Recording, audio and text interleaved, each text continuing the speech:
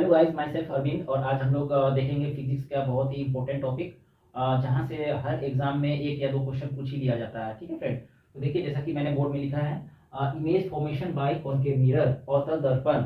जो अवतल दर्पण उत्तल दर्पण से हमेशा क्वेश्चन पूछ लिया जाता है। जो इमेज फॉर्मेशन वाला क्वेश्चन आता है कि ऑब्जेक्ट को हम कहाँ पे डालेंगे तो हमारा इमेज फॉर्मेशन कैसा बनेगा। ठीक है, तो बहुत सारे स्टूडेंट कंफ्यूज हो जाते हैं और आंसर गलत दे देते हैं। तो यहाँ पे मैं एकदम शॉर्ट तरीके से बताऊंगा फ्रेंड, जो कि आप लोग कभी भी गलत नहीं कर पाइएगा क्वेश्चन को। ठीक है, तो यहाँ पे ध्यान दीजिए, जैसा कि अगर कोई भी ऑब्जेक्ट को हम इन्फिनिटी में रखेंगे, कोई भी ऑब्जेक्ट को अगर हम इन्फिनिटी में प्लेस करते हैं तो ऑब्जेक्ट इमेज फॉर्मेशन कहाँ पे होगा फ्रेंड। तो कोई भी ऑब्जेक्ट को हम मान लीजिए ऑब्जेक्ट वन, यहाँ ऑब्जेक्ट वन को ले लेते हैं। ठीक है, तो इमेज कहाँ बनेगा, फोकस पे बनेगा। ठीक है, इमेज कहाँ पे बनेगा फ्रेंड, थोड़ा छोटा होगा, फोकस पे बनेगा। ठीक है, और यहाँ पे देख लीजिए एफ, कोई भी मिरर में फ्रेंड एफ का मतलब होता है फोकल लेंथ, सी का मतलब होता है सेंटर ऑफ कर्वेचर वक्रता केंद्र, और पी मतलब होता है पोल, पोल का मतलब ध्रुव होता है। ठीक है फ्रेंड, तो अगर हम इन्फिनिटी में कोई ऑब्जेक्ट को डालते हैं तो उसका इमेज कहाँ पे बनेगा माय फ्रेंड,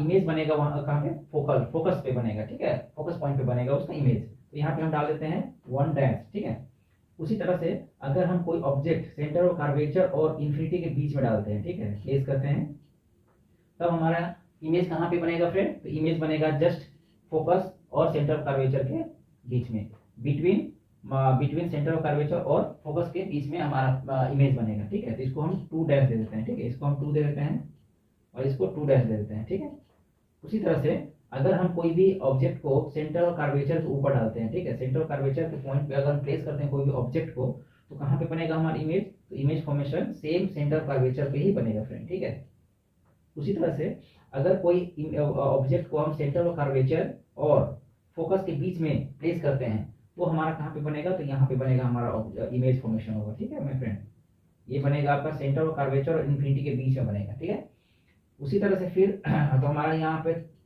3 हो गया, यहाँ पे 3 डैश डाल दीजिए, यहाँ पे 4 हो गया, यहाँ पे 4 डैश हो गया। और उसी तरह से जब हम कोई ऑब्जेक्ट को फोकस दूरी पे, फोकस पॉइंट पे डालते हैं, एफ पे डालते हैं, ठीक है, तो कहाँ पे बनेगा फ्रेंड, ये इन्फिनिटी पे बनेगा जाके। ठीक है, ये हमारा इन्फिनिटी पे बन जाएगा, हमारा इमेज जिसमें इमेज फॉर्मेशन हमारा इन्फिनिटी पे बनेगा। ठीक है, तो यहाँ से हम और एक प्लेस छूट गया दोस्तों, हम पोल और एफ के बीच में अगर हम कोई ऑब्जेक्ट को डालेंगे, ठीक है, पोल मतलब ध्रुव और फोकस के बीच में डालेंगे माय फ्रेंड, तो ये ऑब्जेक्ट बनेगा कहाँ पे बनेगा, इमेज के पीछे, सॉरी मिरर के पीछे बनेगा। ठीक है, मिरर के जस्ट पीछे बनेगा। तो यहाँ पे 6 डाल देते हैं, ये 6 डैश रख देते हैं। ठीक है, मिरर का जस्ट पीछे में हमारा क्या बनेगा, इमेज फॉर्मेशन होगा। ठीक है, अब देखिए जो भी हमारा इमेज बन गया, ठीक है, वन इन्फिनिटी में डालने से फोकस से बनेगा, इन्फिनिटी और सेंटर कर्वेचर के बीच में डालेंगे तो सेंटर ऑफ कर्वेचर और फोकस के बीच में बनेगा, सेंटर ऑफ कर्वेचर पे अगर डालेंगे तो सेंटर ऑफ कर्वेचर पे ही इमेज फॉर्मेशन होगा, सेंटर ऑफ कर्वेचर और फोकस के बीच में डालेंगे तो इन्फिनिटी और कर्वेचर के बीच में इमेज फॉर्मेशन होगा, और फोकस के ऊपर में डालेंगे तो इन्फिनिटी के ऊपर बनेगा, और पोल और फोकस के बीच में डालेंगे तो कहाँ पे बनेगा, मिरर के पीछे बनेगा। ठीक है, अब देखते हैं कि किस तरह का इमेज फॉर्मेशन होता है। ठीक है, तो देखिए एक हमारा जो ये जब हम इन्फिनिटी में डाले थे उस टाइम में यहाँ ये जो इमेज बना है, ठीक है, ये जो इमेज एफ पे बना है ये छोटा बना है। ठीक है, ऑब्जेक्ट से छोटा हमारा इमेज बना है, और ये दोनों ही छोटा बना है। ठीक है, देखिए 2 और 3, 1 और 2 जो है दोस्तों ये छोटा बनता है।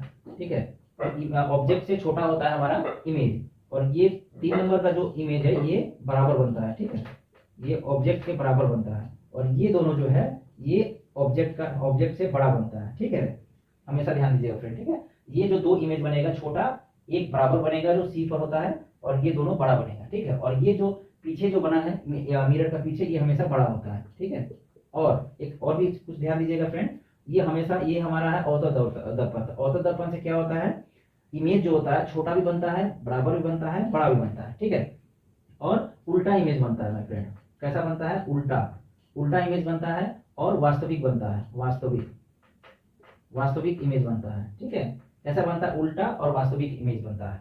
और यहाँ पे जो मिरर के पीछे जो बना था ये बड़ा इमेज बना था, और कैसा बना था, सीधा और काल्पनिक बना था माय फ्रेंड, काल्पनिक। ठीक है, काल्पनिक बना था।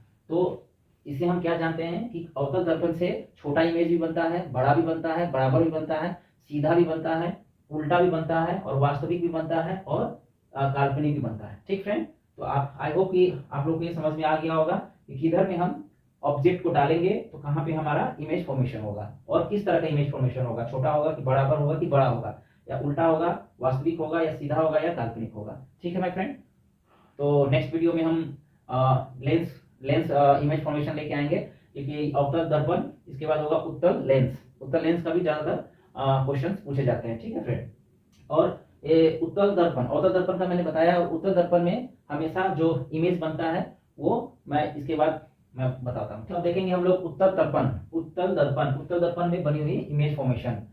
इससे ज्यादातर क्वेश्चन नहीं पूछा जाता है फ्रेंड, क्योंकि उत्तल दर्पण में कहीं भी ऑब्जेक्ट को डालिए, ठीक है, ऑब्जेक्ट को कहीं भी प्लेस कीजिए, ठीक है, इसका एक ही इमेज फॉर्मेशन होता है, जो कि देखिए उत्तल दर्पण द्वारा बनाया गया प्रतिबिंब सदैव हमेशा आभासी होगा, ठीक है, सीधा होगा तथा आकार में छोटा होता है। कहीं भी ऑब्जेक्ट को डालिए आपका एक ही जैसा इमेज फॉर्मेशन होगा, जो कि देखिए ये हमारा मिरर है, ठीक है, दर्पण है, दर्पण के पीछे आपका इमेज बनेगा, जिससे हमारा क्या होगा, आभासी बनता है। ठीक है, काल्पनिक आभासी इमेज बनेगा, सीधा बनेगा और आकार में क्या होता है, छोटा होता है। ठीक है, कहीं भी आप उत्तल दर्पण में कहीं भी ऑब्जेक्ट को प्लेस कीजिए, आपका जो इमेज फॉर्मेशन होता है एक ही जैसा होगा, आभासी होगा, सीधा होगा और आकार में छोटा होता है। ठीक है, इसलिए इससे ज्यादा क्वेश्चन नहीं पूछा जाता है। क्वेश्चन पूछा जाता है दो ही चीज से, ठीक है, एक आपका अवतल दर्पण से पूछा जाता है और दूसरा उत्तल लेंस से पूछा जाता है। ठीक है फ्रेंड, तो अवतल दर्पण और उत्तल दर्पण तो आई होप कि आप लोग समझ गए होंगे।